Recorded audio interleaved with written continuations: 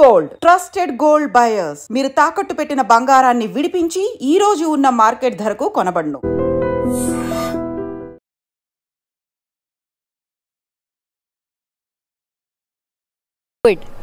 మళ్ళీ ఈ మాట వినాల్సి వస్తుంది అని ప్రజలు కూడా భయపడుతున్నారు. ఎందుకంటే ఈ మధ్య కాలంలో కోవిడ్కి సంబంధించిన కేసెస్ పెరుగుతున్నాయి.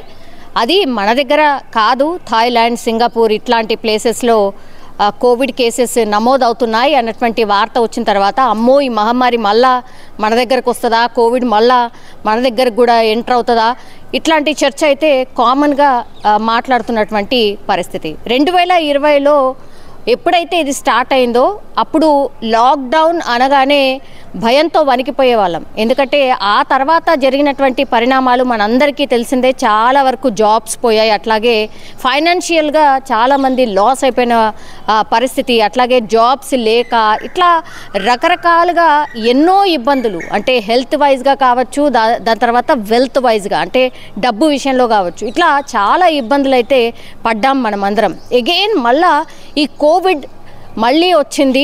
ఆ తర్వాత ఇప్పుడు 257 కేసెస్ ఆల్రెడీ నమోదైనాయి వితిన్ 1 వీకే అనేది ఇప్పుడు ఆందోళన కలిగిస్తున్నటువంటి విషయం. హైయెస్ట్ కేసెస్ ఎక్కడ అంటే కేరళలో ప్రస్తుతం 69 కేసులు ఉన్నట్టుగా అధికారికంగా చెప్తున్నారు. అట్లాగే మహారాష్ట్రలో 44 కేసెస్ ఉన్నట్టుగా చెప్తున్నారు. దాని తర్వాత కేరళ, మహారాష్ట్ర, ఆ తర్వాత కేరళ, మహారాష్ట్ర, ఆ తర్వాత తమిళనాడులో 34 కేసులు ఉన్నట్టుగా చెప్తున్నటువంటి పరిస్థితి. సో ఇక్కడ మనకున్నటువంటి 257 కేసుల్లో ఇప్పుడు మనకు కనిపిస్తుంది కేరళ, మహారాష్ట్ర, తమిళనాడు. సో మనం చూడండి, ఈ సౌత్ జోన్లోనే ఎక్కువగా కేసెస్ నమోదవుతున్నాయి. అంటే నార్త్ వైపు లేదా మరి కోవిడ్ ఎఫెక్ట్ లేదా అని అంటే డెఫినెట్లీ ఉండే ఉంటుంది. కానీ అక్కడ టెస్టులు కావచ్చు, లేకపోతే అక్కడ ఉన్నటువంటి వ్యవస్థ కావచ్చు కోవిడ్ మీద అంత సీరియస్ తీసుకోవట్లేదేమో. కానీ ఇక్కడ ఎప్పుడైతే ఈ సిమ్టమ్స్ ఉన్నాయో అప్పుడు వెళ్ళి కోవిడ్కి సంబంధించిన టెస్టులు చేయించుకుంటున్నారు కాబట్టి బయటపడుతున్నాయి. అండ్ మనకు తెలుసు వర్షం లేకపోతే చలి, ఇవి రెండు కూడా కోవిడ్ స్ప్రెడ్ కావడానికి రీజన్స్ అని చాలా టైమ్స్ చెప్పినటువంటి పరిస్థితుల్లో ఇప్పుడు మొన్న ఒక 2-3 రోజుల నుంచి కూడా వర్షాలు కంటిన్యూషన్గా పడుతున్నటువంటి పరిస్థితి. సో ఇది కూడా ఒక రీజన్ కావచ్చు అనేది ఎక్స్పర్ట్స్ అయితే చెప్తున్నారు.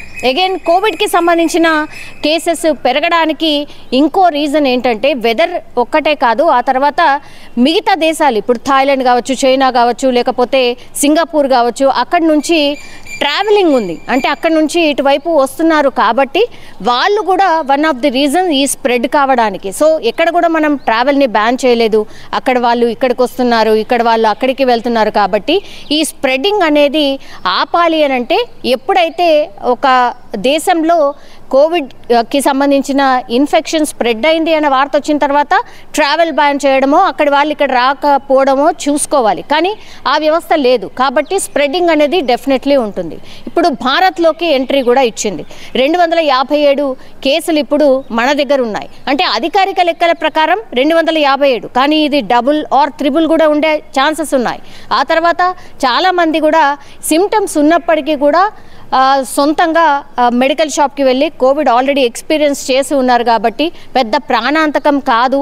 ఈ మధ్య కాలంలో ఎన్ని వేరియంట్స్ వచ్చినా కూడా పెద్దగా ప్రాణాలు పోలేదు కాబట్టి సొంత వైద్యం కూడా చేసుకోవడం, ఏదైనా చిన్నగా జలుబు, దగ్గు ఇట్లాంటివి ఉన్నా కూడా పెద్ద హాస్పిటల్కి వెళ్లకుండా మెడికల్ షాప్కి వెళ్ళి మందులు వేసుకోవడం, ఆ తర్వాత వారం రోజులలో సెట్ అవ్వడం. సో ఇది కూడా వన్ ఆఫ్ ది రీజన్ కావచ్చు. ఇంత పెద్ద ఎత్తున కేసెస్ నమోదు కాకపోవడానికి రీజన్ కూడా ఎందుకే మనకు చూడొచ్చు. ఇప్పుడు వెదర్ చేంజ్ ఉంది కాబట్టి చాలా మందికి ఈ జలుబు, జ్వరం ఇవన్నీ కూడా కామన్గా మారిపోయాయి. సో కామన్గా వైరస్ అనుకొని, వైరల్ ఫీవర్స్ అనుకొని ఆ వైరల్ ఫీవర్స్కి సంబంధించిన మందులు కొనుక్కొని వాడేస్తున్నారు. కొంతమంది మరీ సివియర్ ఉంటే డాక్టర్స్ దగ్గరికి వెళ్తున్నారు. కానీ ఇప్పటికీ కూడా ఎవరికి కూడా సజెస్ట్ చేయట్లేదు ఏంటి కోవిడ్-19 టెస్ట్ చేయించుకోమని. ఎవరైనా చెప్పినా కూడా మరీ కాన్షియస్ ఉన్న వాళ్ళు వెళ్ళి చేయించుకుంటున్నారు తప్పించి మిగతా వాళ్ళు మాత్రం మందులు వేసుకొని తగ్గించుకుంటున్నటువంటి పరిస్థితి అయితే కనిపిస్తోంది.